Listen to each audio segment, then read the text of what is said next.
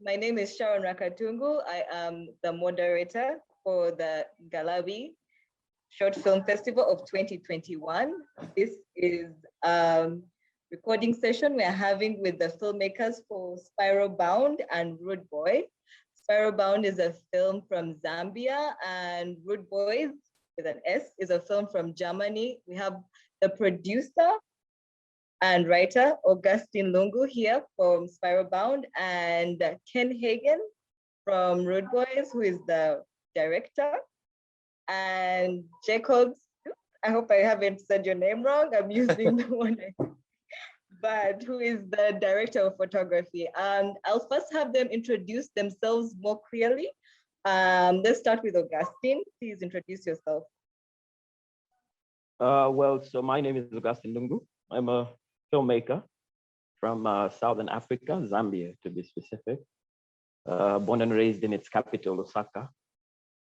I've been working in the industry for a while now. So I guess me jumping into an independent production was a way to introduce work that I don't just not only collaborate on, but work that I could do myself, you know? And for us out here in Africa, it's a lot harder than it seems, you know.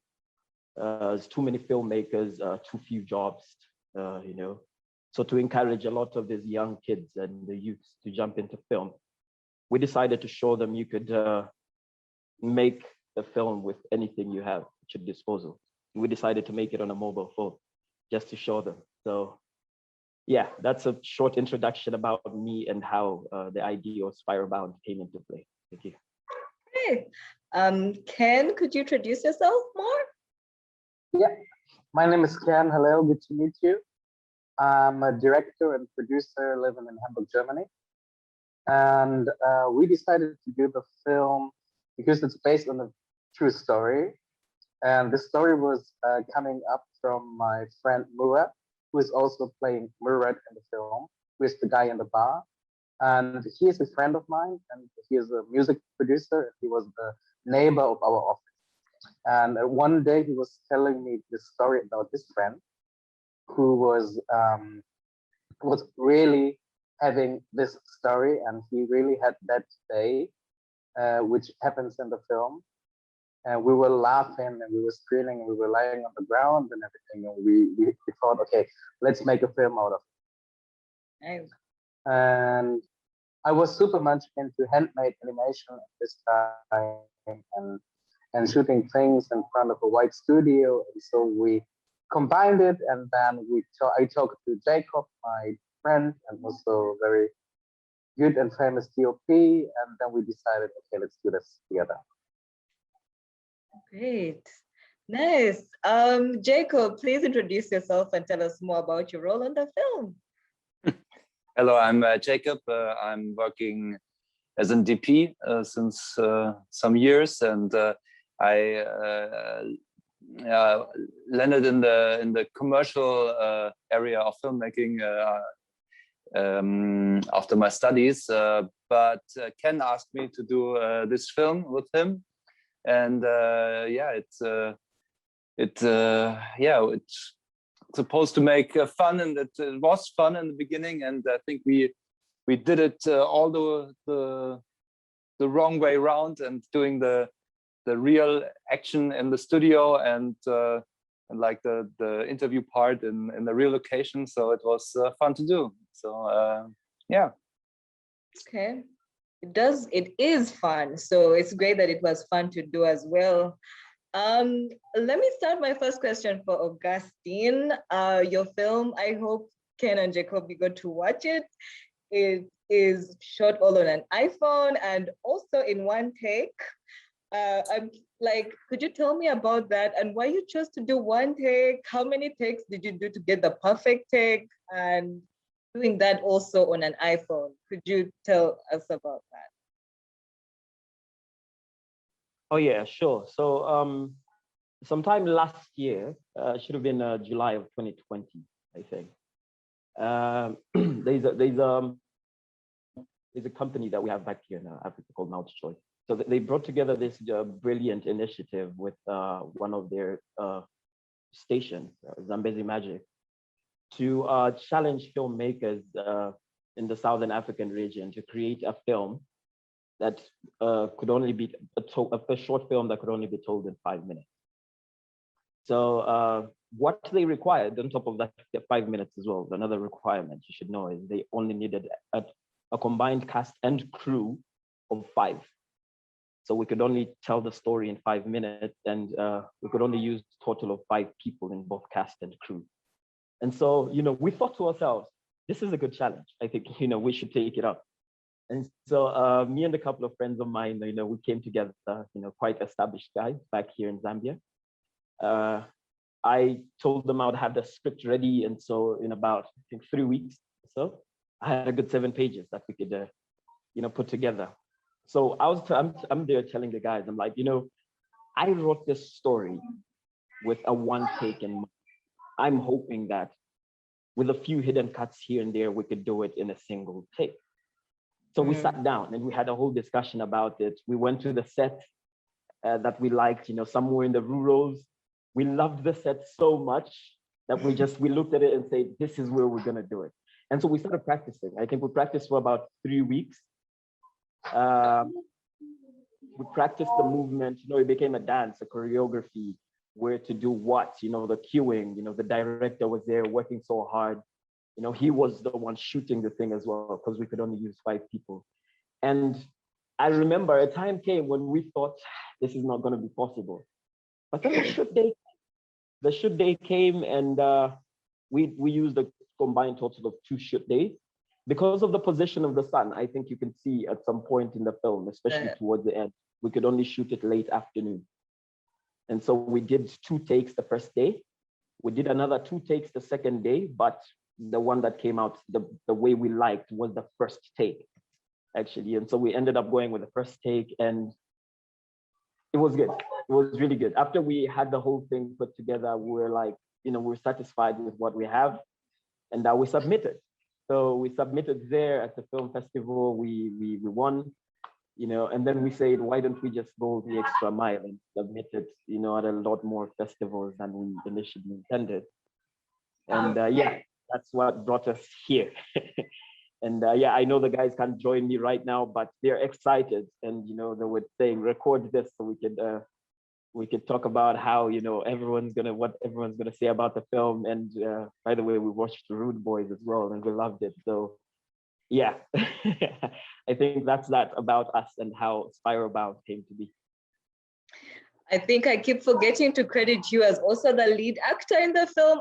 Watching those credits roll and you were all doing everything was insane. And congrats on doing that and getting this film done. I think, let me first ask you one more question, which is, you chose for for the lead character to be met in a loop movie on the 376th day, which was really interesting because time loop movies are something we have seen with a couple of films, but I found it quite nice that you started on like the 300th day. Could you tell me about the writing process though? How you got to that point and decided to meet your characters there then? So initially, when the idea of Spiral Bound came into my mind, when I thought about it, the idea was originally designed around a feature, okay? And so we didn't have the budget for the feature, and if we were going to do a feature, we were going to do it the best way that we could, in the most professional way that we could shoot it. So when the 5-minute film came into play and we decided to go with a 5-minute film, it kind of became like, we're going to have a 5-minute film that we could pitch to executive producers as a proof of concept for a feature film as well. And so in my mind, instantly I knew on every screenplay that I've written, because I write mostly supernatural and sci-fi, African supernatural and African sci-fi films. And so in my experience writing all of this stuff, it just clicked. And it kind of clicked to me, if it has to be 5 minutes, we have to impress in this 5 minutes. The story has to start at a point where this guy has already been through enough. And it's the 376th day. He's looking for the last guy, and this is supposed to be done. And so I felt like that raised the stakes a lot more. And that made it much more interesting than if we did it on the first or the second day, because we would have to, you know, kind of immerse our audience into what's going on into the story. But I felt like within 5 minutes, it was easier to have all of the action that you need, the pacing that you require, and also to kind of keep the audience up to speed with what's going on in just under 5 minutes, starting at that point, starting at the very final day that he feels like this is about to be done. So I think that's where the 376 days comes from initially. But if you notice also, there's some Easter eggs. Every time he mentions a number, I don't want to spoil it maybe for some people that haven't watched it. So I don't know if you're going to have another Q&A after the festival, but I could kind of get into the explaining the Easter eggs. But there's a lot of numbers in that film. But if you pay attention to the numbers and you break them down, there is a way that they make sense. Especially also when you look at the timeline of the film down there, you know, every time he says 4 minutes and 30 seconds, look out for something at the 4 minutes and 30-second mark, and you're gonna get it. Yeah, I think so. That's where the trick was as well in writing it and shooting it like that. I love those Easter eggs. Yes, please. That's very nice. Yeah, sure. Yes, thank you so much, Augustine. I think let's talk about Rude Boy now. And this question, I don't know if either Jacob or both of you could talk about it, but one of the things that stood out for me, okay, no, it's like the great thing that makes the comedic elements work out so perfectly is the mix of live action and animation.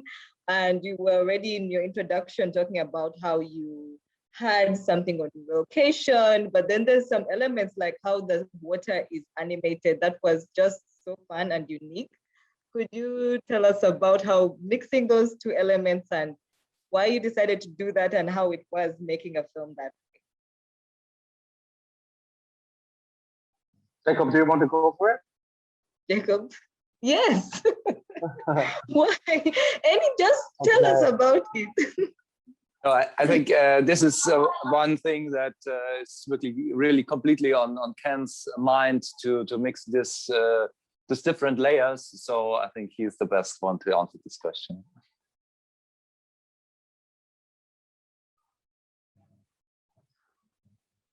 Okay, I think that I'm in general a person who likes to mix up things maybe which are not fitting together on the first view, maybe.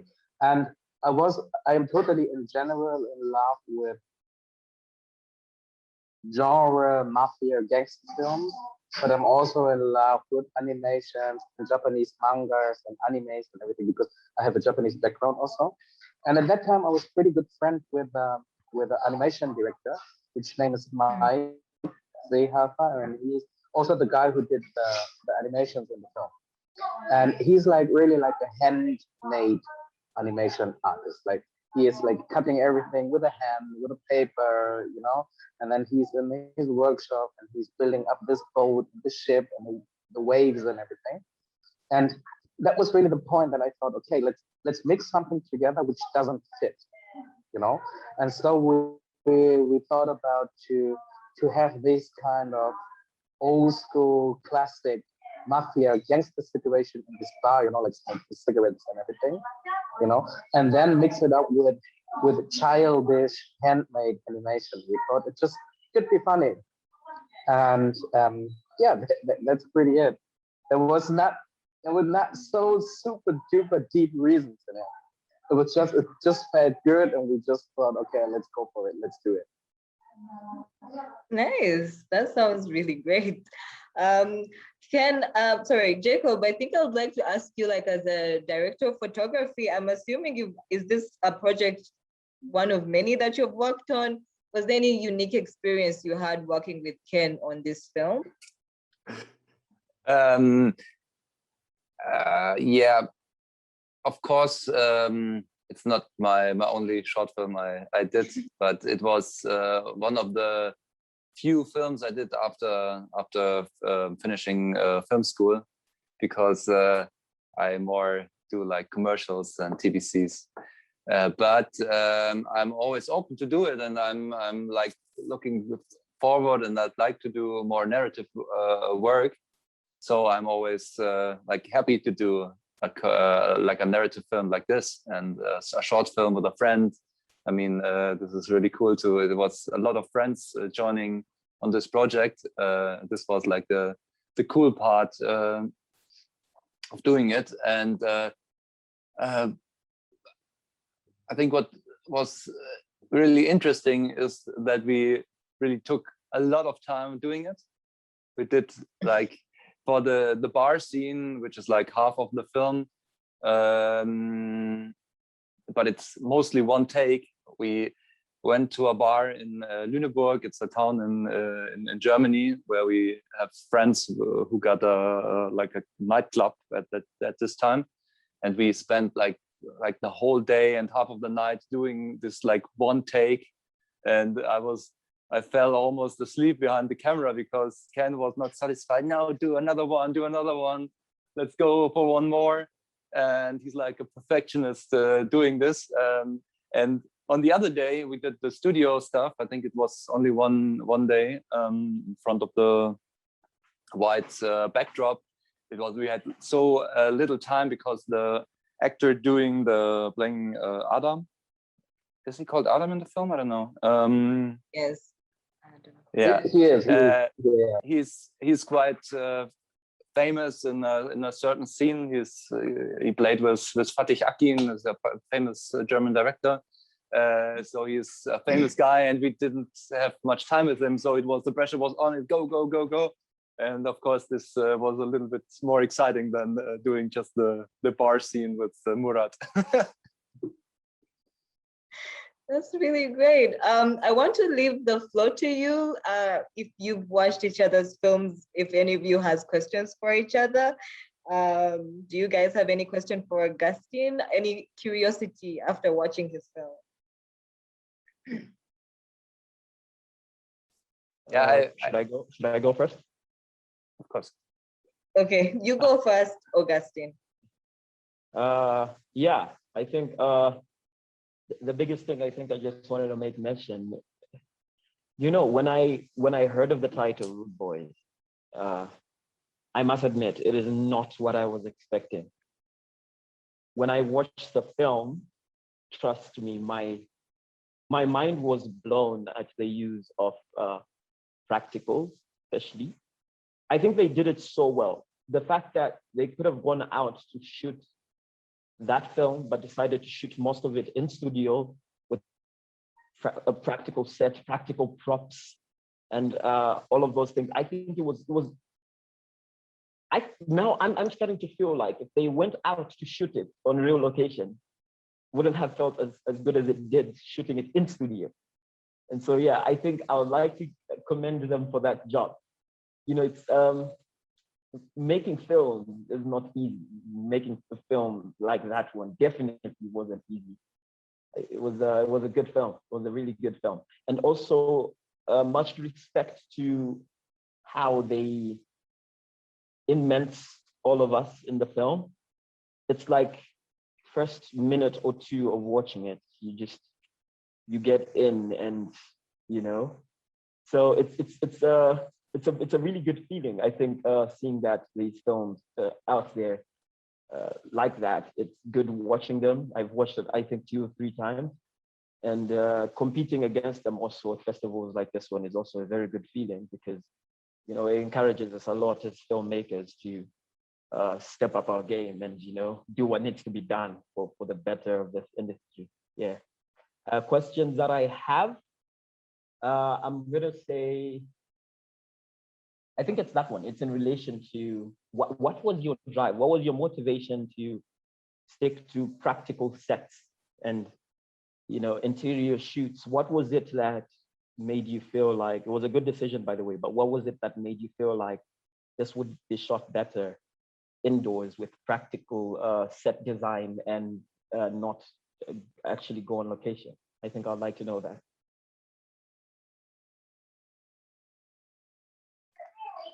Thank you very much, Augustine, that you like.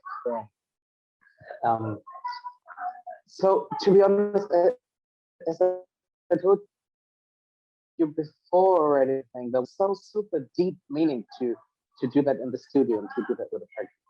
I just had the feeling because, you know, the whole film is more, it's a comedy feel, right? It's like, it's not a film that takes itself very serious, you know?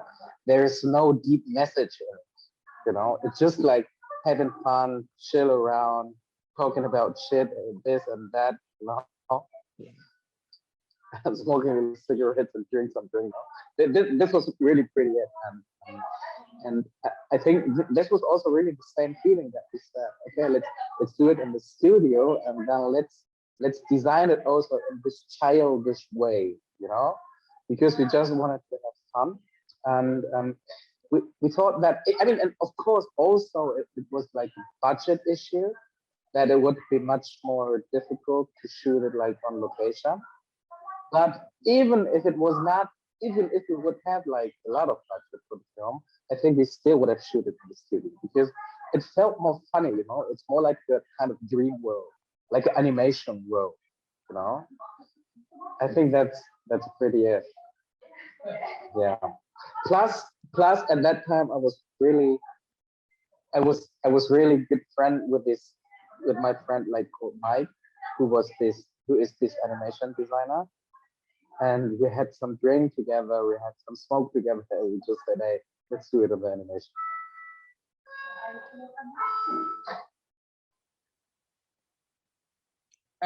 Jacob or Ken, do you have anything to say about Spiral Bound? Do you want to go first? Yeah, I can start. I really liked it. I mean, it feels quite opposite to the film we did. Because we took quite a lot of time to filming it. I'm really impressed that you did like a lot of rehearsing to it, which is great. But also the use of the iPhone is a very interesting thing, because I think film is not about the equipment, but it's about the ideas, and it's about like playing around with pictures and images, and also of course the use of the one take. It's a thing that I'm, as a cinematographer, I'm always drawn to it, and I like it very much to have a look at it. And I'm looking at, did they really do it in one take? And it felt like it for me, and it has a really playful feeling and a lot of energy to it, and you want to know how does it end. And of course at the end I'm a little bit so what did go wrong? Maybe it was about the guy he met he murdered in front of his door, but we will never find out. Yeah, I'm I'm curious. Why did you go for an iPhone? Because it's light and versatile, or is it like a challenge you put on yourself? Because of course it's all right. I mean, there are Hollywood films done on an iPhone, but yeah, it's an interesting way, and I wanted to know, why did you choose this style to do it? Okay, so to answer your question, nice question, Jacob, by the way. To answer your question, I would say that the industry that I come from, the film industry that I come from here in Southern Africa, is it's still emerging, it's still growing, and we like to say it's a child, and so we treat it as such. You know, when you have a child at home, you nurture the child. You feed them the best way that you can. You don't rush into, you know, doing the big stuff. But I do work on production. I am actually currently working on big budget productions with big companies here back home. But that particular short film was shot with the youths of our countries in mind. You know, the young people out here, the teenagers, the early 20-year-olds, they feel like they cannot create films without Hollywood budgets or without high industry standard budgets. And so the use of us going with the iPhone was first when we looked at the mobile phones that we had at the time. And iPhones apparently have the better image stabilization than the Android phones. I don't know if you knew this. I found out then. And so the whole thing was shot handheld. We didn't have a gimbal for it or anything. And we didn't even apply any stabilization in post. But when we shot handheld with the iPhone, the image was it was stable enough for us to get the feel that we wanted, because this thing was live action throughout. And I think so the iPhone was mostly due to the image stabilization, a biggest point, but also because I feel like when you look at the skin tones, minus applying any grade or anything, I feel like iPhones kind of have that, they kind of bring out skin tones better than most mobile phones, especially on black skin. And so, yeah, we settled for the iPhone for those two big reasons. And yeah, I'm glad it came out the way it did. Very cool. I mean, it's a very, very good approach. And I think no matter where you are, you always think as a beginner, it has to be like the best camera available to do a great film. But I mean, that's not the case. You have to start somewhere. I mean, I did my first film wasn't on a good camera. Yeah, it's cool, and it's cool that I've seen quite a lot African films in the last years, and I think it's an interesting country. It's not a country, a continent, which has a lot of stories to tell, and it's so interesting to. I mean, this is the interesting thing about filmmaking, that you have a peek into like a culture you don't know from at home, and you don't even have to go there, but you can watch a film and you learn something about countries and stories and cultures, and that's a great thing. And it, of course, everything looks interesting where you're not are yourself. That's another interesting thing I always notice. Sure, thank you. Ken, I don't know if you have any other comment or question for Augustine? I mean, yeah, but I mean, most of the questions and the points that I was interested in was that you were already talking right now.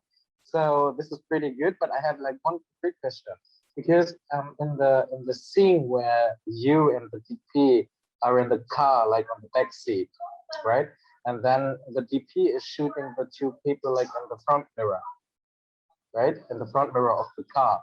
I was always wondering, okay, do I see the DP? Do I see the DP? But I didn't. And how often did you shoot it that the DP was not in the mirror, or did you retouch it something in the end? Yeah, so about that, it's actually you were trying to ask how you at some point you could see the DP in the mirror, yeah. Yeah, I thought I would do, but I didn't. Yeah. So now, to some you know, we spent three days practicing this. 3 weeks, sorry, and 2 days shooting it. We came across certain challenges. I think that the best part is we had planned each shot prior to shooting. When we were practicing, we were doing some takes, we were cutting just to play them back and see how they look. But I think the biggest challenge was, especially with the mirrors, keeping our crew. We had a minimal crew, yes, but keeping our crew out of the mirrors. That was a big challenge. And we positioned the mirrors in a certain kind of way, but also if you notice, I think there's a couple of shots where there's some masks where we're masking out a certain crew out of our mirrors, because especially when he's leaving the car to the big chase scene where G starts chasing the other guy towards the end. So yeah, there were a couple of hidden masks in our mirrors that you're not going to pay attention to as you watch, but it was a challenge, especially with the mirrors shooting the one take, but it's good that we finally got to achieve it. And I think it turned out well. Very cool, super cool. And can I ask you, so you have like hidden cuts in the film, or you don't have it all? We have One. One. Okay, I was told that this would be played before the festival. I didn't want to spoil it for people. So I don't know if Okay, okay. cut out. Yeah, because I'm hoping, sometimes the brilliance in doing a one-take sequence is you have to hide some cuts. And I feel like if the audience spots those cuts, or you tell them that there's a cut before they watch the film, it spoils it. So yeah, I'm hoping this part of the interview will not be showed. It could be showed after. But we do have one cut. We tried to play around with the timing. It didn't work, but we managed to cut one and kind of just fuse the shots together. Okay, Jacob and me, we will have one more look like tomorrow or something while drinking the beer, and then we will send you an email if we found it or not. Okay. Ah, you didn't find it. You didn't find it, eh? Not yet. Ah, okay. So it means it was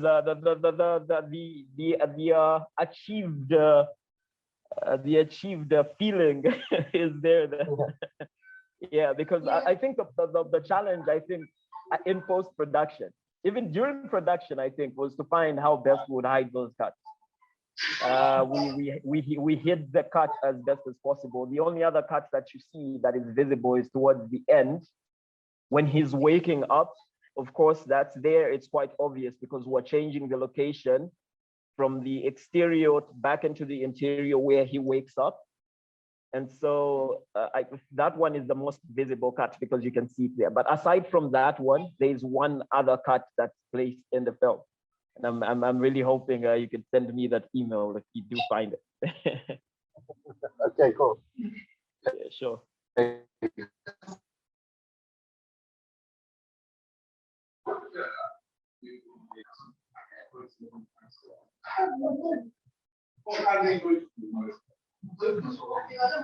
So Sharon is maybe off, Carlo?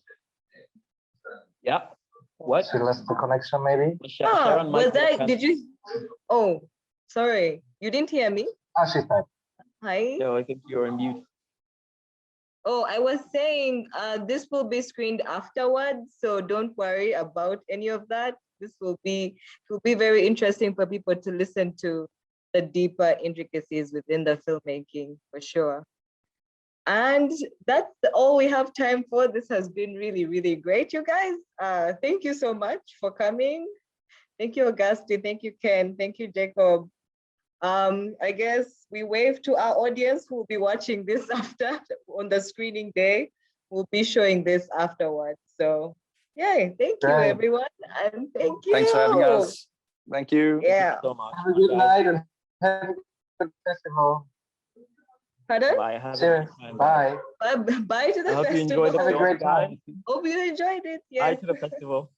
Thank you so much. Yeah. It was nice to have met the creators of Ken and Jakob, the creators of Rude Boys. Rude Boys was, I just want to really stress on the fact that it's a really good film and it is funny. Comedy is hard to create, film is hard to create. So please, people, don't sleep on these guys. Whoever hasn't watched Rude Boys by the time that this interview is done, the time that you're done watching this, go and find Rude Boys and watch it. It is a great film. Thank you. Thank you. Thank you. So have a good night. Thank you guys. Thank you guys so much, by the way. Thank you for being so responsive on email. This has been really smooth and really great. Just thank you so much. Thank you. I appreciate it.